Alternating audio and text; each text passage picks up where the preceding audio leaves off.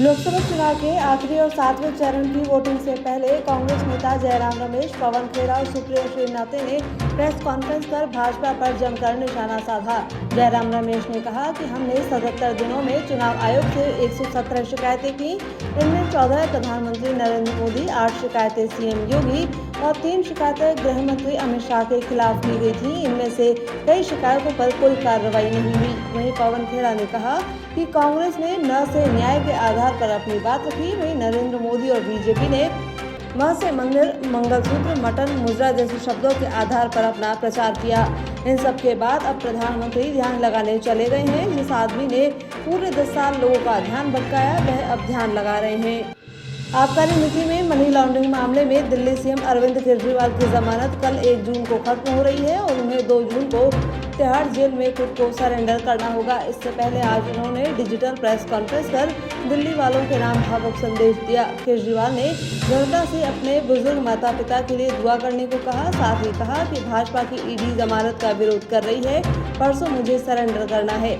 हो सकता है कि इस बार ये लोग मुझे पहले से भी ज्यादा प्रताड़ित करें, लेकिन मैं भी हार नहीं मानूंगा। देश और संविधान को बचाने के लिए आखिरी सांस तक लड़ता रहूंगा। राजस्थान में हीट वेव से लोगों की मौत मामले पर आपदा राहत मंत्री किरोड़ीलाल मीणा का बयान सामने आया है। उन्होंने कहा कि हीट वेव से मारे गए लोगों के परिजनों को मुआवजा मिलना चाहिए, लेकिन मौजूदा समय में हीट वेव से मौत पर मुआवजे का प्रावधान आपदा राहत नियमों में नहीं है। ऐसे में मैं इस सिलसिले में मुख्यमंत्री भजनलाल शर्मा से मुलाकात करूंगा। किरोड़ी मीणा ने कहा कि मुख्यमंत्री से इस संबंध में केंद्र को पत्र लिखने के लिए कहेंगे, ताकि हीटवेव को भी प्राकृतिक आपदा में शामिल किया जा सके और उसी के अनुरूप मृतकों के परिजनों को मुआवजा दिया जा सके। पूर्व नेता प्रतिपक्ष भाजपा नेता राजेंद्र राठौड़ ने पूर्ववर्ती कांग्रेस सरकार के समय राजस्थान राज्य विद्युत उत्पादन निगम द्वारा कोयला खरीद में किए गए भ्रष्टाचार की निष्पक्ष जांच किए जाने को लेकर मुख्यमंत्री भजनलाल शर्मा को पत्र लिखा है। इसमें राठौड़ ने आरोप लगाया कि तत्कालीन राज्य सरकार में आरटीपीपी एक्ट की धज्जियां उड़ाते हुए मई 2022 में करीब 1200 करोड़ रुपए का कोयला विदेश से आयात कर संस्थागत भ्रष्टाचार किया गया था।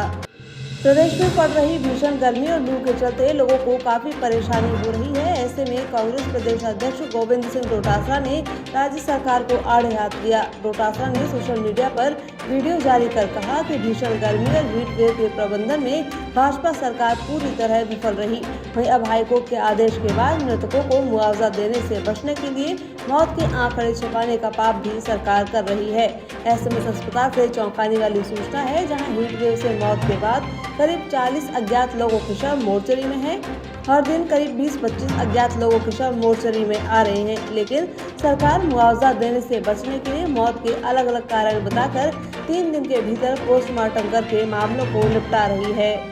राजस्थान यूनिवर्सिटी में एग्जाम के दौरान स्टूडेंट से की जा रही अवैध वसूली के खिलाफ विरोध रैली निकाली गई। इस दौरान बड़ी संख्या में स्टूडेंट्स ने कुलपति सचिवालय के बाहर नुक्कड़ नाटक कर गांधीवादी तरीके से विरोध प्रदर्शन किया।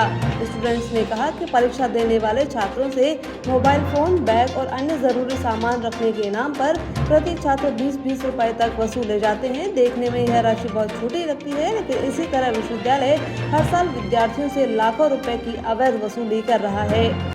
राजस्थान में थर्ड ग्रेड शिक्षक भर्ती 2022 के लेवल 1 के पदों पर नियुक्तियों का रास्ता अब साफ हो गया है। राजस्थान हाईकोर्ट ने मामले से जुड़ी सभी याचिकाओं को खारिज कर दिया। अब थर्ड ग्रेड शिक्षकों के 6000 पदों पर अटकी हुई भर्ती प्रक्रिया शुरू हो सकेगी। कोर्ट ने अपने फैसले में कहा कि अदालत मामले में बनाई गई एक्सपर्ट कमेटी के फैसले को रिव्यू नहीं कर सकती है।